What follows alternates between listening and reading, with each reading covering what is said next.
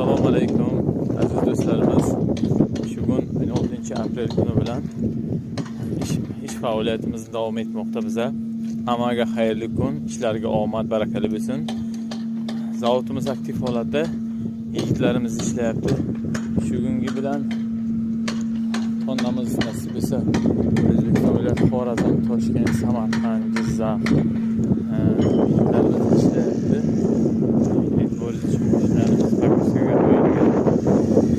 Abiyomuz 150 tonna zaявka olganmiz.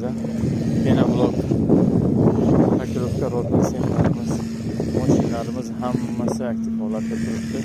Bachalarimiz ishlayapti. Sizga aydagina rolik chaqirish uchun hozir etdik. Yigitlarimiz ishlayapti.